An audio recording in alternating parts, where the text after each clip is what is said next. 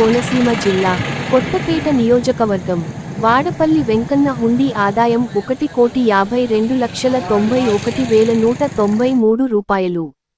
47 గ్రాముల బంగారం, 1 కేజీ 600 గ్రాముల వెండి. కోనసీమ తిరుమల వాడపల్లి వెంకటేశ్వర స్వామికి భక్తులు హుండీలో సమర్పించిన కానుకల నుంచి భారీ ఆదాయం లభించింది. 28 రోజులకు గాను 1 కోట్ల రూపాయలు 52,91,193ల ఆదాయం వచ్చినట్లు డిప్యూటీ కమిషనర్, కార్యనిర్వహణాధికారి నల్లం సూర్య చక్రధర్ రావు వెల్లడించారు. గురువారం శ్రీ వెంకటేశ్వర స్వామివారి, శ్రీ విశ్వేశ్వర స్వామివారి ఆలయ ప్రాంగణంలోని ఆలయం బయట ఉన్న హుండీలతో పాటుగా అన్న ప్రసాదం హుండీలను సైతం తెరిచి లెక్కించారు. ఆలయ సిబ్బంది, శ్రీవారి సేవకులు ఈ కార్యక్రమంలో పాల్గొన్నారు.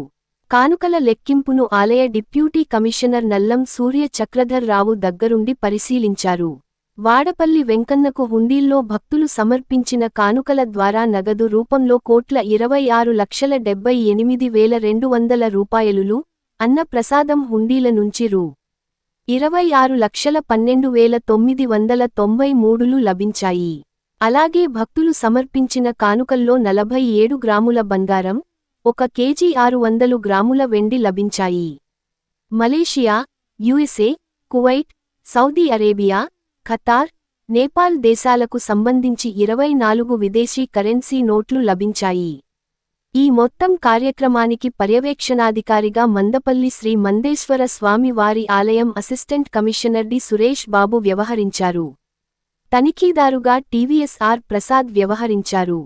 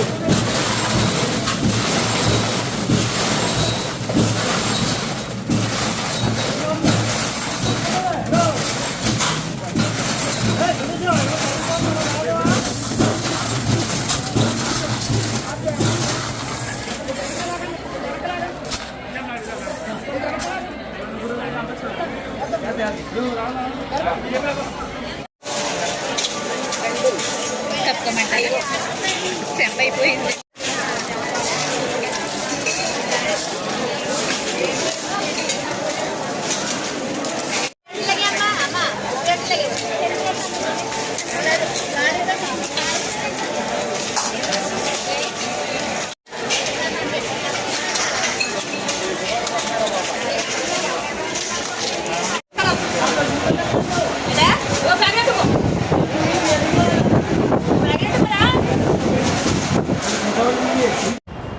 ఓం నమో వెంకటేశాయ నమః.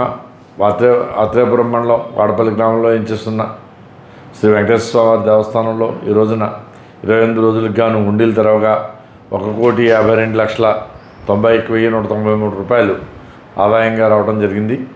అలాగే 47 గ్రాముల బంగారం, 1 కేజీ 600 గ్రాముల వెండి మరియు 24 విదేశీ కరెన్సీ నోట్లు వచ్చినాయి.